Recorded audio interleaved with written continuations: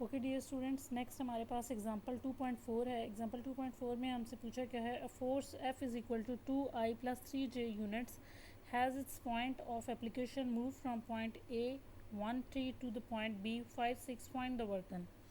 Okay students, इसमें आप लोगों के पास क्या है, फोर्स गिवन है और फोर्स अपने रेक्टेंगुलर कोऑर्डिनेट्स की फॉर्म में गिवन है। उसके अलावा हमें कोऑर्डिनेट एक्सिस में 2 पॉइंट्स गिवन है जिनके दरमियान में वो फोर्स अप्लाई हुई है और आप लोगों ने वर्क डन को फाइंड करना है इस पूरे केस में। तो देखते हैं आप लोगों के पास क्या है। सबसे पहले जो है, मैंने अगर एक्स और वाई एक्सिस ड्रॉ करूँ यहाँ पे, तो आपके पास यहाँ पे मैंने कंसीडर कर लिया कि ये आपका पॉइंट ए है और ये आपके पास क्या है, पॉइंट बी है। पॉइंट ए जो है वो 1 और 3 कोऑर्डिनेट्स को कॉरस्पॉन्ड कर रहा है, यानी कि इसमें एक्स जो है वो 1 है, एक्स का जो कोऑर्डिनेट है वो 1 है और जो वाई का कोऑर्डिनेट है वो 3 है। इसी तरह बी एक्स जो आप लोगों का पॉइंट है वो 5 और 6 को कॉरस्पॉन्ड कर रहा है, यानी आपके पास क्या है कि जो एक्स कंपोनेंट है वो क्या है, 5 और जो वाई कंपोनेंट है दैट इज़ 7। अब आप लोगों ने क्या किया है कि एक जो भी आपका कोई ऑब्जेक्ट था उसको ए पॉइंट से बी पॉइंट तक मूव करवाया है और इसके ऊपर कोई फोर्स अप्लाई की है जिसकी वजह से वो यहाँ तक पहुँचा है। और आप लोगों ने बताना है कि ए से बी तक उस ऑब्जेक्ट को पहुँचाने में कितना वर्क डन हुआ है, उसको हम लोगों ने कैलकुलेट करना है वर्क डन को। तो सबसे पहले हम लोग पोजीशन वेक्टर्स लिखेंगे। जो आपका ए पॉइंट है उसका पोजीशन वेक्टर और जो बी पॉइंट है उसका पोजीशन वेक्टर, ये दोनों लिखेंगे। फोर्स आप लोगों को गिवन है that is 2I plus 3J और आर ए जो है वो आप लोगों के पास पोजीशन वेक्टर होगा ए पॉइंट का और आर बी आपके पास पोजीशन वेक्टर होगा बी पॉइंट का। इन दोनों पोजीशन वेक्टर्स को मैंने लिख लिया और उसके बाद आप लोगों के पास क्या हुआ कि जो ए वेक्टर है उसके जो आप लोगों के पास कोऑर्डिनेट है दैट इज़ 1 और 3। 1 जो है वो आपके पास एक्स एक्सिस की डायरेक्शन में है और 3 आपके पास वाई एक्सिस की डायरेक्शन में है। तो आप लोगों ने 1I यानी कि आपके पास आई यूनिट वेक्टर जो आपका एक्स को रिप्रेजेंट कर रहा है वो प्लस 3 और जे जो आप लोगों का वाई एक्सिस को रिप्रेजेंट कर रहा है यूनिट वेक्टर, वो आप लोगों ने लिख दिया है। और जो ए पॉइंट है उसका पोजीशन वेक्टर आप लोगों ने इस तरह फॉर्म में लिख दिया है I प्लस 3J। नेक्स्ट जो आपके पास बी पॉइंट है उसका जो आप लोगों के पास पोजीशन वेक्टर है उसको भी आप लोगों ने एज इट इज़ लिख लिया है कि आपके पास क्या है कि एक्स एक्सिस की डायरेक्शन में 5 पॉइंट्स है और वाई एक्सिस की डायरेक्शन में 7 पॉइंट है। तो आप लोगों ने 5I प्लस 7J जो है वो लिख लिया है बी पॉइंट का पोजीशन वेक्टर।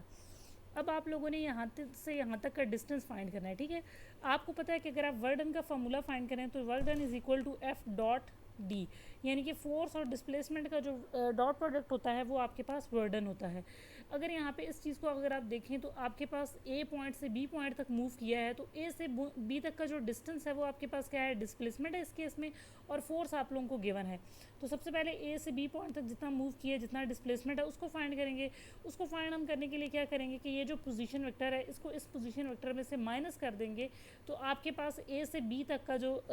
वेक्टर है वो आपके पास क्या हो जाएगा, आ जाएगा, ठीक है। आप लोगों ने क्या किया है कि जो आपका आर पोजीशन वेक्टर, जो आप लोगों का आर बी पोजीशन वेक्टर था उसमें से आर ए को माइनस कर दिया है, तो आपके पास ये जो ए बी डिस्टेंस है ये आ जाएगा, यानी कि आपके पास क्या हो जाएगा कि फोर्स जिस इंस्टेंट के ऊपर लगी है, जितना डिस्टेंस कवर किया है फोर्स की वजह से ऑब्जेक्ट ने, वो डिस्टेंस हमारे पास यहाँ से आ जाएगा।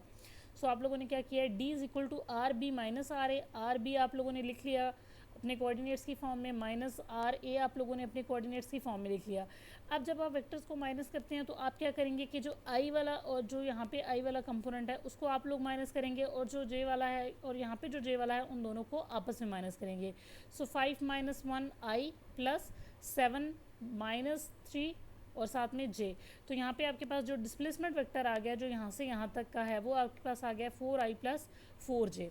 अब आप लोगों को पता है कि वर्क डन आपके पास किस चीज़ की इक्वल है, एफ डॉट डी के। तो आप लोगों ने फोर्स का जो है वो लिखा है उसकी कंपोनेंट की फॉर्म में, साथ में आप लोगों ने जो डिस्प्लेसमेंट निकाला है उसको लिखा है और इनका डॉट प्रोडक्ट ले लिया है। अब आपको पता है कि जब डॉट प्रोडक्ट लेते हैं आप लोग और कंपोनेंट्स की फॉर्म में आपके पास वेक्टर्स गिवन होते हैं, तो आप क्या करते हो कि एक्स कंपोनेंट को एक्स कंपोनेंट के साथ और वाई कंपोनेंट को वाई कंपोनेंट के साथ मल्टीप्लाई करते हो और दरमियान में आप लोग प्लस लगा देते हो, ठीक है। सो 2 multiply by 4 plus 3 multiply by 4, ये आप लोगों ने क्या किया है, एफ डॉट डी यानी कि फोर्स का और डिस्प्लेसमेंट का डॉट प्रोडक्ट ले लिया है। आपके पास यहाँ पे 8 आया, यहाँ पे 12 आया है, तो W is equal to 20 units, यानी कि आपके पास वर्क डन कितना हुआ है, 20 यूनिट्स का हुआ है। नेक्स्ट जो आप लोगों के पास क्वेश्चन है उसको देख लेते हैं। नेक्स्ट भी आपके पास एग्जाम्पल है। नेक्स्ट एग्जाम्पल में आप लोगों को क्या बताया गया है कि आपको वेक्टर्स दो गिवन हैं, एक आपके पास क्या है, वेक्टर ए गिवन है और एक वेक्टर बी गिवन है, और आप लोगों ने projection of vector A find करनी है ऑन बी। आप लोगों को पता है projection of vector A on B जो है वो इसी तरह होता है जैसे मैंने आप लोगों को समझाया था कि आप लोगों के पास क्या होता है, किसी भी चीज़ का जो साया बन रहा होता है, किसी भी वेक्टर का दूसरे वेक्टर के ऊपर जो साया बन रहा होता है उसको हम प्रोजेक्शन कहते हैं। ठीक है, इसको ज़रा हम लोग इधर फिगर से देख लेते हैं। आपको दो वेक्टर्स गिवन हैं, एक आपके पास वेक्टर ए है और एक आपके पास क्या है, वेक्टर बी है। अब अगर हम प्रोजेक्शन ऑफ वेक्टर को देखें तो आपके पास क्या है कि आप लोगों ने एक्स और वाई एक्सिस ड्रॉ किए हैं। ठीक है, आप लोगों ने कंसीडर कर लिया है कि जो आपका बी वेक्टर है वो इस तरह करके जा रहा है। ठीक है, और जो आपका ए वेक्टर है वो इस तरह करके जा रहा है। अब आप लोगों ने ए की प्रोजेक्शन देखनी है बी के ऊपर। तो सेम इसी तरह आप लोगों ने देख लिया, जैसे लैडर आप लोगों ने दीवार के साथ लगाई हुई है तो उसका जो साया पड़ रहा है ज़मीन के ऊपर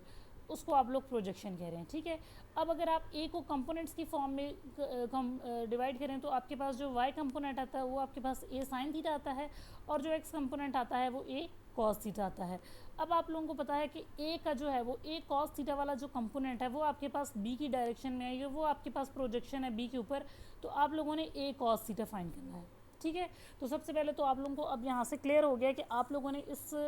प्रॉब्लम में फाइंड क्या करना है। ठीक है, आप लोगों ने ए कॉस थीटा फाइंड करना है। अब आपको गिवन क्या है, गिवन आपको क्या है कि दो वेक्टर्स गिवन हैं और वो अपने कंपोनेंट्स की फॉर्म में गिवन है और आप लोगों ने उनका डॉट प्रोडक्ट फाइंड करना है। ठीक है, देख लेते हैं हम। हमें पता है कि ए डॉट बी हमारे पास किसके इक्वल होता है, ए एक्स बी एक्स प्लस ए वाई बी वाई प्लस ए जी इंटू बी जी, ये चीज़ हमें पता है। अब आप लोगों को पता है कि अगर हम ए डॉट बी को वैसे देखें तो वो किस चीज़ की इक्वल होता है, ए बी कॉस थीटा की इक्वल होता है। यहाँ पे आप लोगों के पास इस साइड पे आप लोगों ने ए डॉट बी को ए बी कॉस थीटा के साथ रिप्लेस कर दिया और यहाँ पे आप लोगों ने सिंपली जब कंपोनेंट्स की फॉर्म में आप लोगों को अगर दो वेक्टर्स गिवन हो तो उनका डॉट प्रोडक्ट कैसे फाइंड करते हैं वो चीज़ आप लोगों ने लिख ली है। अब आप लोगों को फाइंड तो ए कॉस थीटा करना है, यानी कि projection of A on B. तो आप ए कॉस थीटा को एक साइड पे रखोगे और बी यहाँ पे आप लोगों के पास मल्टीप्लाई हो रहा है, दूसरी साइड पे जाके डिवाइड हो जाएगा। ओके, अब आप लोगों को क्या चाहिए कि यहाँ पे ऊपर तो आप लोगों ने क्या करना है कि ए को जो ए का एक्स कंपोनेंट है उसको बी के एक्स कंपोनेंट के साथ, जो आपके पास ए का वाई कंपोनेंट है उसको बी के वाई कंपोनेंट के साथ, जो आपके पास जी का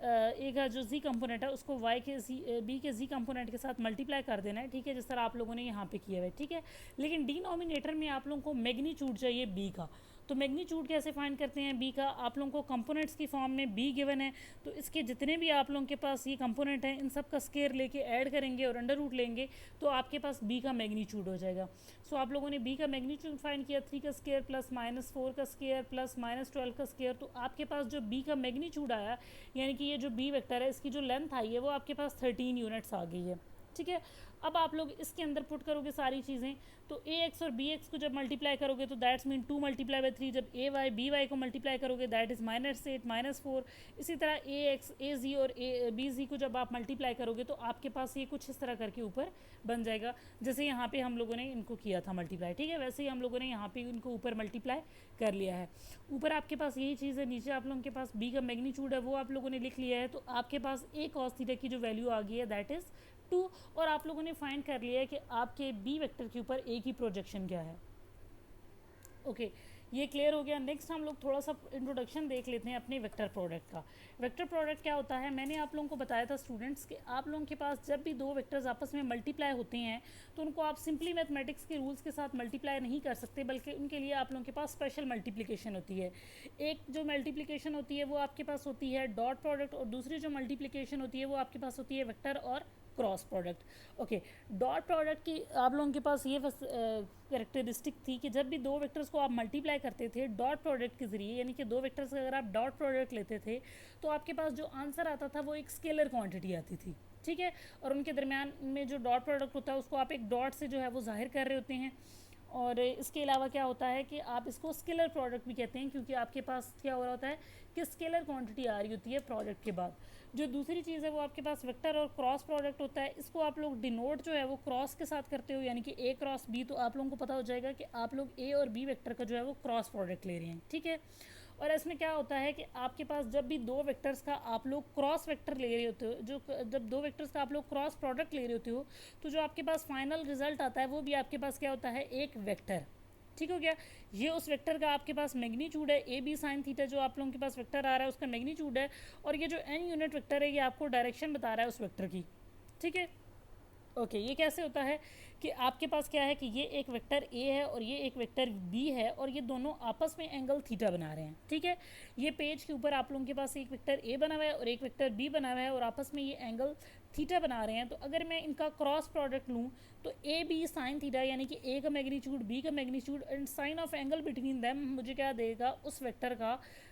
जो है वो मैग्नीट्यूड दे देगा जो इन दोनों के क्रॉस प्रोडक्ट से हमें वेक्टर हासिल हो रहा है, उसका मैग्नीट्यूड यहाँ से आ जाएगा और उसकी डायरेक्शन यहाँ से आएगी। उसकी डायरेक्शन कैसे आएगी कि अगर आपके पास वेक्टर ए से ये है, वेक्टर बी ये है, तो इस तरह आप लोगों के पास जो नॉर्मल होगा इन दोनों वेक्टर्स के जो परपेंडिकुलर आप लोगों के पास वेक्टर होगा वो आपके पास एन यूनिट वेक्टर होगा और एन यूनिट वेक्टर डायरेक्शन को स्पेसिफाई कर रहा होगा आपके ए क्रॉस बी वाले वेक्टर को, ठीक है।